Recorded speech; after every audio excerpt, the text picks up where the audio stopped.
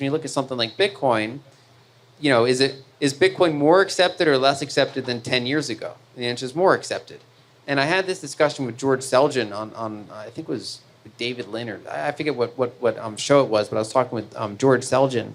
And it's like, in any given country, because there's kind of a local monopoly on the currency, unless it's like a failed state, 10 out of 10 merchants will accept the local money, right? You have a very dense jurisdiction. But as soon as you go outside of that country, that acceptance fades rapidly for most currencies.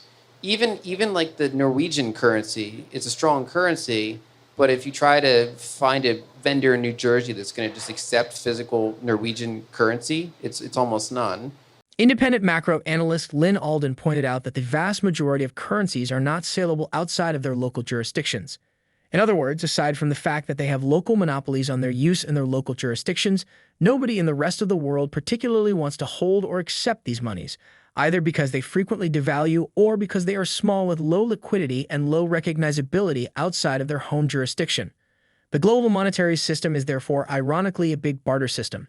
Rather than having one or two forms of money that we all use, there are 180 different monies, each with its local monopolies. Only a handful of them, such as dollars and euros and gold, more slowly are globally saleable to a decent degree. And then there is the problem of financial censorship. The nonprofit organization Freedom House classifies countries as free, partly free, or not free. Only 20% of countries meet their definition of free, which is down from 46% in 2005.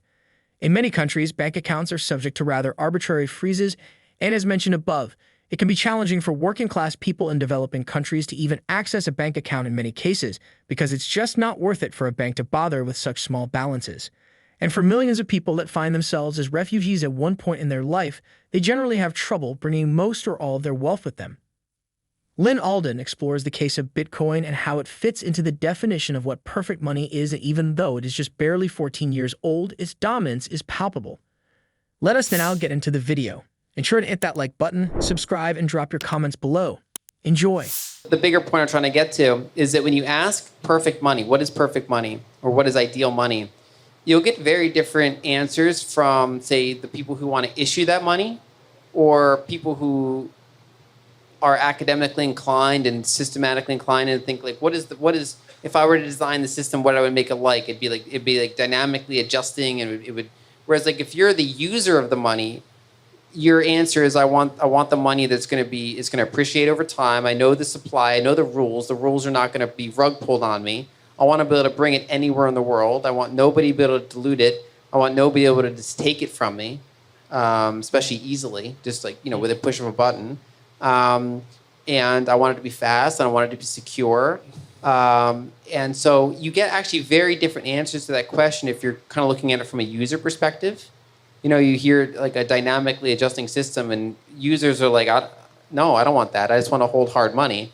Whereas if you're a central banker, if you're a normal banker, if you're an academic, if you're a monetary historian, you're like, hey, we need this kind of system that's going to meet all these different requirements, and it just doesn't take off because users don't want that money. And I think that's where I go to the Austrian view that money is an emergent phenomenon. And even when you have top-down designs of money, like fiat currencies, it's not an accident that some of those monies are accepted in other countries and ones are not. So there's a reason that the dollar is accepted in more places than the yuan. There's a reason that, like the Nigerian currency is not accepted everywhere.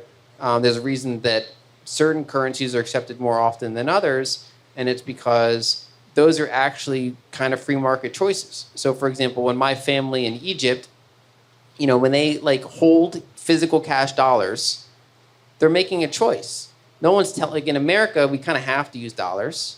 But when you're in Egypt, you could hold yuan. You could hold something else. You could hold Egyptian pounds. That's the easiest one to do.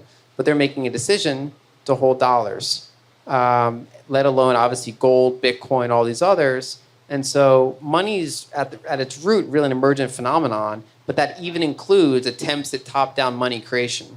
Kind of the features of the Federal Reserve is that it was like this weird agreement to make it half public and half private. It's like the president can't just call up the head of the central bank and change the rules, right? There's actually kind of a set of balances, and it takes pretty extreme intervention to actually centralize it.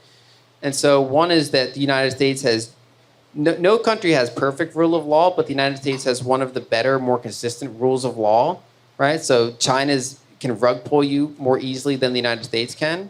In a broad sense, you're more likely to get rug pulled, and you have closed capital accounts and things like that. And so the combination of being the largest military power, largest economic power, biggest liquidity, and then some reasonable degree of rule of law and decentralization, so that there's no one person that can just print a ton of money.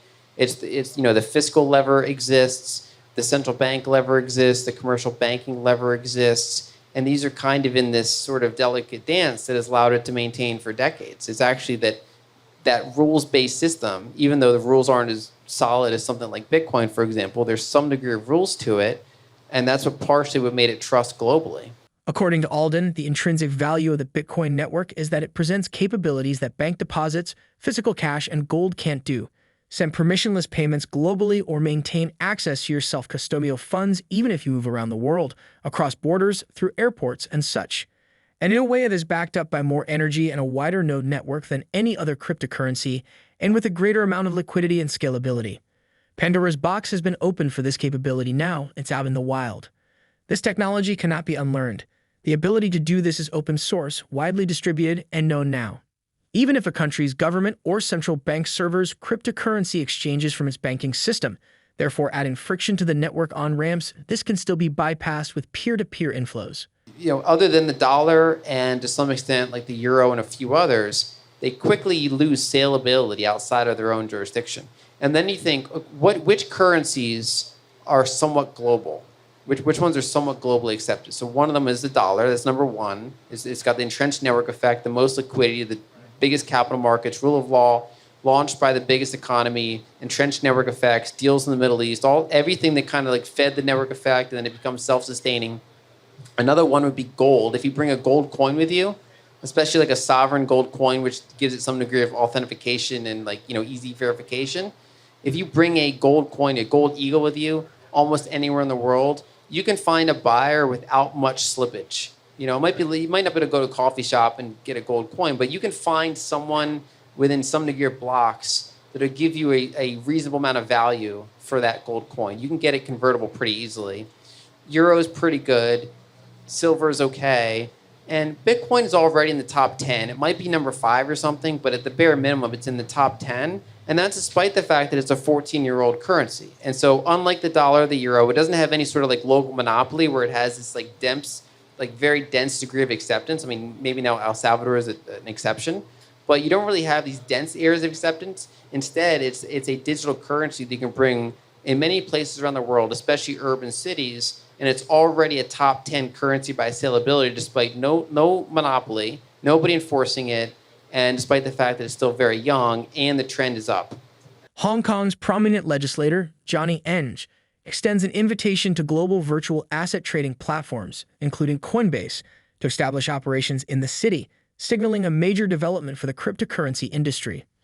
I hereby offer an invitation to welcome all global virtual asset trading operators, including at Coinbase, to come to HK for the application of official trading platforms and further development plans.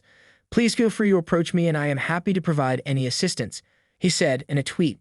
The city's new licensing regime for crypto retail trading, implemented on June 1, sets the stage for increased opportunities and growth in the digital asset market. Eng, known for his strong support of Web 3.0 technology, previously advocated for Hong Kong to explore the potential of its planned central bank digital currency, CBDC, the EHKD, as a stablecoin linked to decentralized finance. The latest move by Hong Kong to implement new rules for virtual asset trading platform operators has drawn attention globally, potentially setting an example for other jurisdictions looking to embrace retail crypto trading. Coinbase, a global crypto exchange leader, expresses strong interest in expanding to Hong Kong amid ongoing legal scrutiny by the U.S. SEC for potential securities regulation violations, showcasing their commitment to compliance while recognizing Hong Kong's appeal for expansion opportunities. The embrace of global cryptocurrency exchanges by Hong Kong's new licensing regime signifies the city's commitment to fostering innovation and attracting top players in the crypto industry. With this development, Hong Kong has the potential to become a prominent hub for crypto trading and innovation, driving economic growth and establishing itself as a leader in the evolving digital economy. Despite increasing FUD and cryptocurrencies, the crypto community is still ever strong and thriving, and this serves as an even more bullish signal for the future. If you agree with Lyn Alden's take on Bitcoin as the perfect money, we would love to know your thoughts in the comment section below. Also, don't forget to like this video, subscribe, and turn on notifications for future videos. Thanks for watching.